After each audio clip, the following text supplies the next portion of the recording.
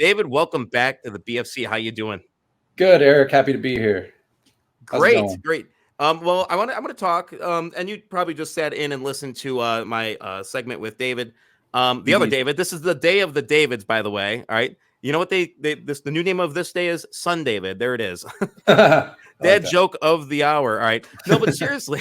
so seriously, let's talk a little bit about your accomplishments at Branded Legacy throughout 2023.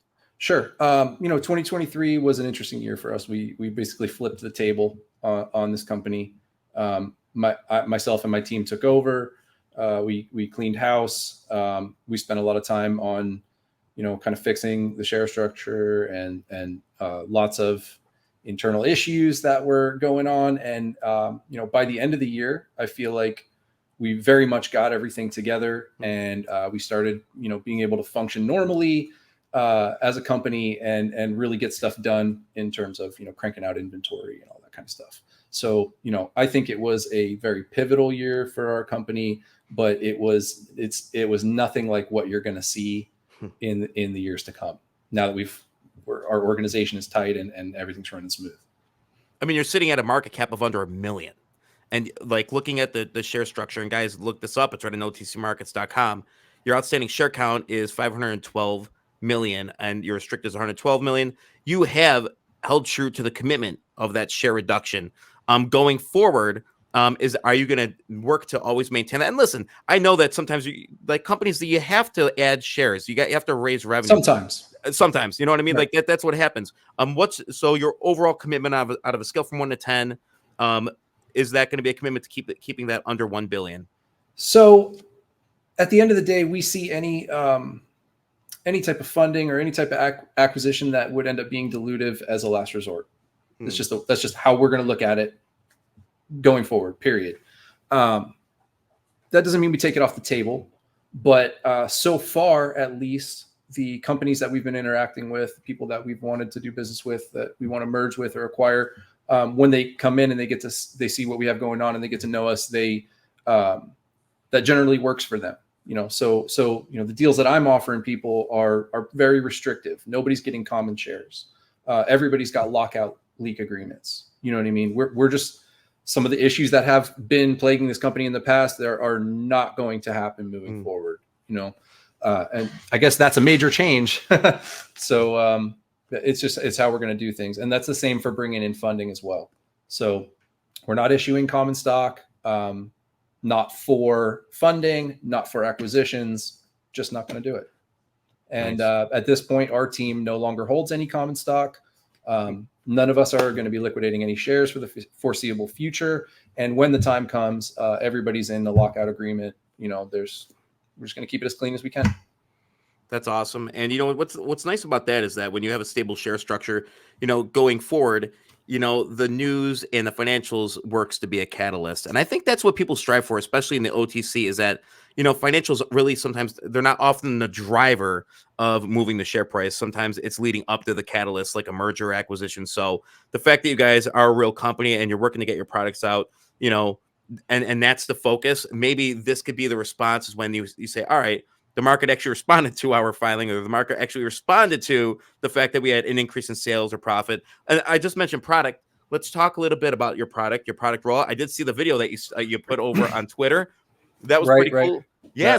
Our new equipment pulling in. Yeah. Well, we're really excited about it. Our last two acquisitions very much fit together with the rest of the operations of the company, like puzzle pieces. We made very, very shrewd deals. We did our work on the negotiating table. We made agreements that were very favorable. The list price just on the Mary J acquisition for the equipment alone was over $600,000 cash. For their IP was almost the same number. We put out, I think, 35,000 cash and some series, shares, which was great. So, keeping that commitment to financial responsibility. But in addition to that, we brought in a lot of capabilities. We brought in a lot of IP. And things like a compounding pharmacy, for example. And then when we moved to All In, All In brought us a compounding pharmacist with a PhD. Wow. So it's like these mergers all make sense. I know a lot of people have been asking me questions. Oh, why did you do this? They don't have high revenue, stuff like that. And I'm like, that is a part of the puzzle piece. For example, when we look at these companies, we try to look for companies that have potential, right? We can't just go out and buy a company that makes $100 million a year. That'd be great. And our revenue would be awesome next quarter, right? But we got, but you'd also have to borrow money to do it. I can't write that check. Exactly. So we're looking for companies that we see potential in, that have something going, that maybe they have an issue that's stopping them from really being able to achieve the success that they could hit with that product. And it's something that we can fix. So it's sort of like, that's a thing that we're bringing to the table for these other companies that really just helps with the whole situation. So for example, with All In, they have a whole line of really good products. They got a bunch of other interesting stuff in development as well, but they have products already out there on the shelves, and they just lacked the connections in the industry to be able to force their way into some of these larger distribution channels. And, I hate to describe it like this, but it's sort of a boys club kind of situation. Either know these people or you don't. If you don't have the skin in the game to already know the right people to be able to put your product out there and have it go to, 1,000 stores, you're limited. You're very limited. So if all you can sell is what's on your website, stuff like that. We can bring those connections to them. So we can take their products, bring it through our network. Hey, we got another product here for you guys. Boom, get it out there, get their sales through the roof in a short period of time, where we're not having to wait on, regulatory tape, putting a lab together, all that kind of stuff. The products were there, they're ready to go. They're going to need our help with branding on a couple of things, but really they just, they needed somebody that had those connections to be able to put their products out there, get them on shelves, get their revenue up. And, I believe that we're bringing that to the table for them. In addition to that, we really vibe well with their team. We got the creative juices flowing immediately. We're super excited about some of the products they've been developing in secret. They're really excited about some of the products we've been developing in secret.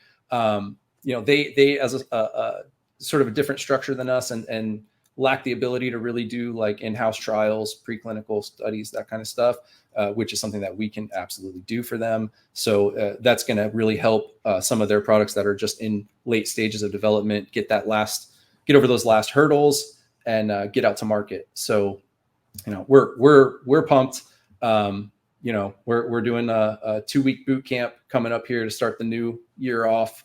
Where, all of our folks are coming here to our Melbourne facility. We're training up staff on some of the new equipment, getting everybody up to speed. And then we're all going to go over to Tampa to that facility and check out all their new toys and all that kind of stuff. That's excellent. Yeah. Really excited. What? And it sounds like you really want to build the team and bond with the team. And that honestly is important. A lot of times people start their businesses and the right hand doesn't know what the left hand is doing, but bringing everybody together. I like the idea of a 2-week boot camp and, going through the facilities and getting everybody on the same page. Sounds excellent.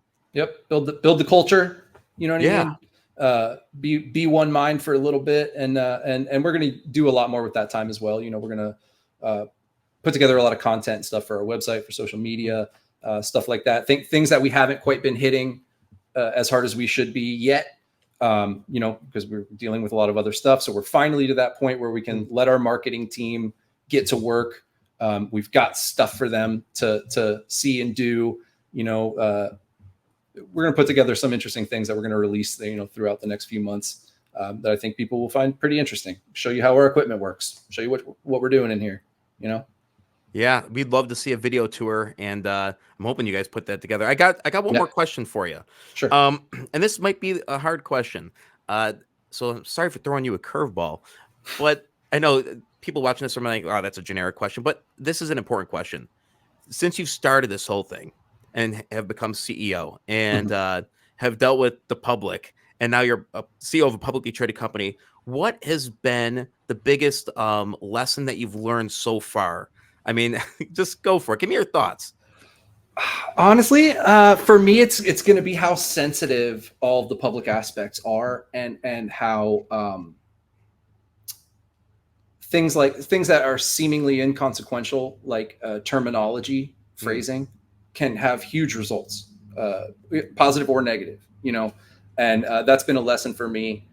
I shoot from the hip, as you know.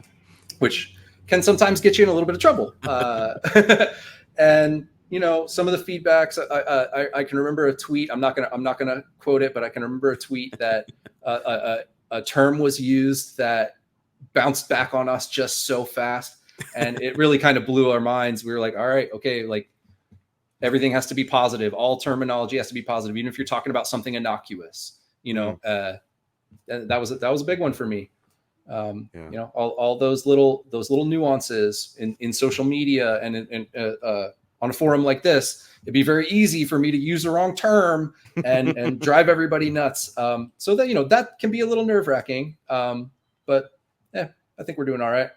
Well, I think, focusing on communication as a company is great. And you know what? Hey, I've done it on this channel where I mean, heck, when I've had Jordan on and he has a great word bank, his verbiage is great. And I'm like, man, I can never get the right word. Sometimes I'll sit there, but I'm like, what was how long word? do you want to wait for me to remember it? Is the question. And you know what? And I'll call the guy. I'll call Jordan like 2 days later. I'll be like, I figured out the word. And he's like, why are you still thinking about it? But no, delivery. Because I hadn't remembered it yet. And it will drive me crazy until I do. I think you guys have done a great job communicating, especially on X, or as I still like to call it, Twitter. But I think you guys have done a good job. I look forward to seeing all your accomplishments. Looking forward to a video tour. Yeah, I'm glad to see that you guys are doing a boot camp, and I'm looking forward to trying some of your products. So yeah, I'm going to send them out to you again. Yeah. The things that hang us up are the things that we're not doing in-house yet. And two of the big ones are labels and packaging. So a couple of our products are ready. Newer products are ready to be released. When we get those labels, I'm slapping them on them, send them to you. And I know you're going to tell everybody how much you love them. I will. And I also just want to let everybody know that I'm going to be putting out a CEO letter, and there'll be some PR coming out early next week. It'll have some details about what we've done, what we're doing, etc. That's awesome. Mr. David Oswald, thanks for joining me on the fireside. I really appreciate it, man. My pleasure, Eric. Anytime. All right, get this guy out of here. Get him out of here.